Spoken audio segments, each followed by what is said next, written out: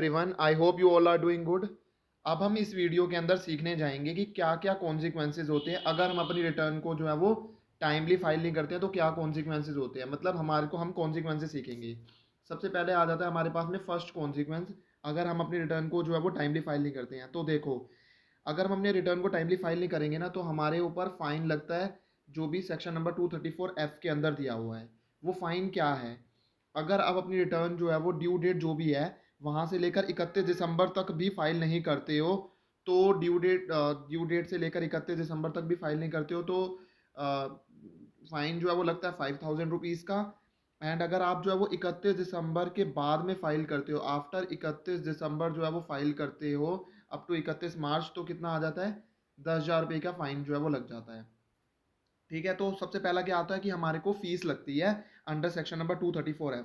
और अगर मान लो आपकी इनकम जो है वो 5 लाख से ज़्यादा नहीं एक्सीड नहीं कर रही है, तो आपके ऊपर मैक्सिमम फाइन कितना लगता है? उस केस के अंदर आप पर मैक्सिमम फाइन जो लगता है वो होता है 1000 रुपीज़ का मैक्सिमम फाइन लगता है। तो ये हो गया सबसे पहला कॉन्सिक्वेंस। अगर आप अपनी रिटर्न फाइल नहीं करोगे तो आपको फीस लगेगी, फीस मांगेगी गवर्नमेंट, कहेगी कि आपने अपनी रिटर्न जो है वो डिले बेसिस पर फाइल कर रहे हो, तो आपको फीस पे करनी पड़ेगी। ठीक है, अब जैसे आपको पता ही है, इंडिविजुअल के लिए जो है वो अलग, जो है वो इंडिविजुअल जिसकी टैक्स ऑडिट नहीं होनी है उसकी अलग जो है वो ड्यू डेट होती है रिटर्न फाइलिंग की। एंड जो इंडिविजुअल जिसकी जिसकी टैक्स ऑडिट होनी है उसकी अलग रिटर्न फाइलिंग की जो है वो ड्यू डेट होती है।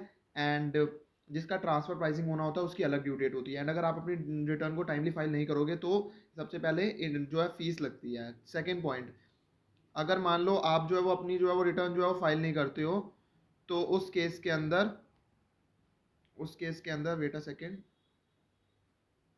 अगर आप अपनी जो है वो रिटर्न जो है वो टाइमली फाइल नहीं करते हो, तो सेकंड कॉन्सिक्वेंस जो है वो आ जाता है कि आप जो है वो अपने लॉसेस को कैरी फॉरवर्ड नहीं कर सकते हो। ये कौन सा सेक्शन बोलता है? सेक्शन नंबर 80AC जो है वो ये सेक्शन ये बोलता है कि आप अगर अपनी रिटर्न को जो है वो टाइमली फाइल नहीं करोगे, एंड अगर उसके बाद में रिटर्न फाइल कर रहे हो, मतलब due date of return filing के बाद में, तो आपको क्या लगेगा? आपके ऊपर आप अपने लॉसेस को कैरी फॉरवर्ड नहीं कर पाओगे। ठीक है, तो बेटर है ना, आप अपने लॉसेस को कैरी फॉरवर्ड करना चाहते हो तो रिटर्न को टाइमली बेसिस पर फाइल करो। तो ये हो गया हमारे पास में सेकंड कॉन्सिक्वेंस।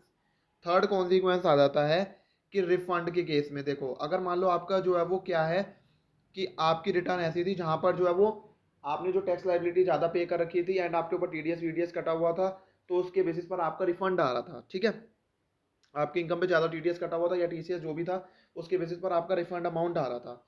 तो उस केस के अंदर अगर आपने रिटर्न लेट फाइल करी है, तो आपको रिफंड जो है वो कब से मिलेगा? रिफंड मिलेगा जब से आप रिटर्न फाइल करोगे। और अगर मान लो आपने टाइमली फाइल करी होती तो आपको रिफंड पता है कब से मिलता? 1 अप्रैल ऑफ द असेसमेंट ईयर से, मतलब beginning of the assessment year से ही मिलना चालू हो जाता। जैसे अगर मान लो आप बात कर रहे हो प्रीवियस ईयर 2021 की, तो अगर आप जो है वो टाइमली रिटर्न फाइल अगर आप अपनी टाइमली रिटर्न फाइल कर देते और आपका टैक्स ऑडिट नहीं होना है, तो 31 जुलाई इज योर ड्यू डेट। ठीक है, अगर आपने मान लो 31 जुलाई तक फाइल कर दी होती तो आपको रिफंड जो है वो मिलता। और अगर आपकी रिटर्न में रिफंड है तो आपको रिटर्न का रिफंड कब से मिलता? 1 अप्रैल से। बट आपने रिटर्न जो है वो डिले फाइल करी है, ठीक है, बाद में फाइल करी है, तो आपको जो रिफंड मिलना होगा ना, वो वहां से नहीं मिलेगा, 1 अप्रैल से नहीं मिलेगा। आपको कब से मिलेगा? जब से आप अपनी रिटर्न फाइल करोगे। मान लो आपने 1 अक्टूबर को करी है, 1 नवंबर को करी है, या जब से मर्जी करी है, वहीं से आपको रिफंड मिलना चालू होगा। ठीक है, तो ये सारा केस आ जाता है। इसके बाद में हमारे पास में आ जाता है कि देखो फोर्थ कॉन्सिक्वेंस क्या आ जाता है। वेट अ सेकंड, मैं आपको बताता हूँ फोर्थ कॉन्सिक्वेंस जो है वो क्या आता है। फोर्थ कॉन्सिक्वेंस इसके अंदर, तो इसके अंदर हमारे पास में फोर्थ कॉन्सिक्वेंस आ जाता है कि देखो, हमारे पास में जो है बेस्ट जजमेंट असेसमेंट जो है वो सेक्शन नंबर 144 के अंदर हो जाती है। अगर आप अपनी रिटर्न को जो है वो टाइमली फाइल नहीं करोगे, तो चांसेस होते हैं बेस्ट जजमेंट असेसमेंट के under section number 144। And the final is कि अगर आप अपनी रिटर्न जो है वो फिफ्थ कॉन्सिक्वेंस क्या आ जाता है, अगर आप अपनी रिटर्न को जो है वो डिले बेसिस पर फाइल करते हो, तो आपके ऊपर जो इंटरेस्ट है अंडर सेक्शन नंबर 234A लगता है। आपको पता होगा interest under section number 234A क्या होता है। इंटरेस्ट जो भी डिले इन रिटर्न फाइलिंग का इंटरेस्ट होता है वो लगता है। वो कैसे निकाला जाता है? इंटरेस्ट जो भी डिले इन रिटर्न फाइलिंग का होता है वो मैं आपको बता देता हूँ। वेट अ सेकंड, मैं आपको बताता हूँ कि वो कैसे जो है वो हम निकालते हैं। देखो, अगर मान लो कौन सा इंटरेस्ट लगता है, interest under section number 234A जो है वो आपका लगता है। और उसके अंदर कैसे कैसे कंप्यूट करा जाता है? जो भी टैक्स आपका ROI के अंदर आ रहा है, after the adjustment of TDS, TCS, advance tax, MAT, इन सब के एडजस्टमेंट के बाद में जो भी टैक्स है आपका ROI के अंदर, उसे मल्टीप्लाई कर दिया जाता है रेट से। कितना परसेंट रेट होता है? 1% रेट होता है पर मंथ और a part of the month के लिए, एंड मल्टीप्लाई कर दिया जाता है उसे पीरियड से। और पीरियड जो है कब से लिया जाता है?